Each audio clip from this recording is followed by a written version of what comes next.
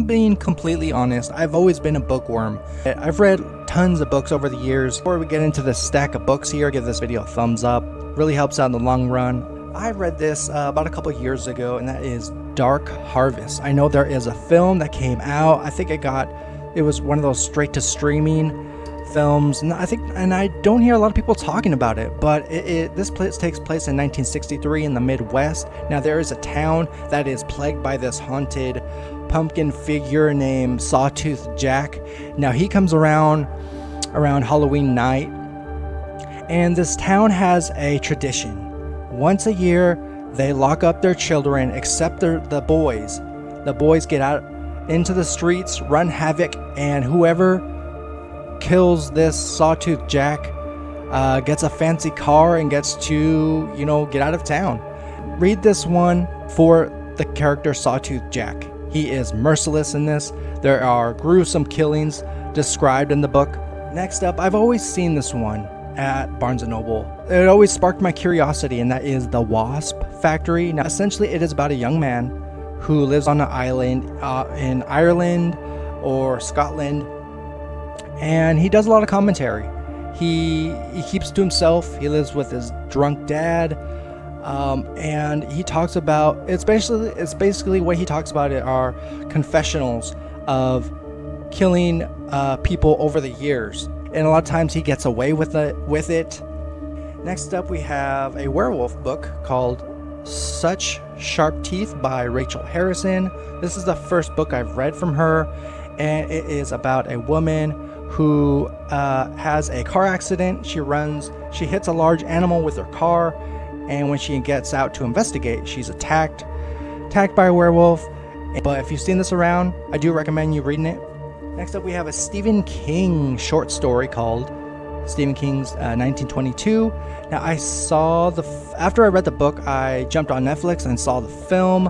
It's essentially about a farmer, his wife, his son. They are struggling on their farm, and the wife, she is pretty mean to the son and her husband. The farmer, he comes up with this plan of murdering his wife, and the son gets involved with it. There's a supernatural element to this. I'll just leave it at that. But Stephen King, of course, there's going to be some scary elements to it. Next up, we have Clive Barker's The Hellbound Heart. It's about a man who finds this box, and a lot of demonic entities come out of it, and a lot of characters get involved with the situation. It's just spooky stuff in here. I always admired the cover to this. Skull, of course, it's Pinhead. Everyone knows Pinhead in the horror community. Next up is another short story, Night of the Mannequins by Stephen Graham Jones. It's about a group of teenagers. First of all, they find a mannequin out in the mud or wherever they're at one day. Come up with this idea of sneaking this mannequin into a movie theater.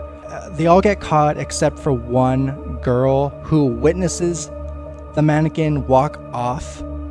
They each get murdered one by one, and do check it out. Stephen Graham Jones, I'm not a huge fan of his, but this is the exception. Not a lot of people talk about this one. Stephen King's Cycle of the Werewolf. So if you've seen the movie Silver Bullet, it's based on this book. In the town of Maine, there is a werewolf who kills throughout the months. We meet a young man who is in a wheelchair. He suspects someone in the town, specifically is the werewolf. Very gruesome stuff in here. I like that it's short. Shout out to R.L. Stine.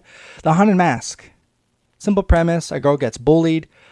She wants a scary mask to get revenge. So one day she finds a spirit Halloween sort of place, and she discovers truly abnormal masks. The mask ends up being much more than anticipated. Is the Scarecrow walks at midnight. This is such a clever one also. We have a brother and sister who spend the summer at their grandparents, and little do they know that there's a farmhand, a person who helps out on the farm, helping out the grandparents.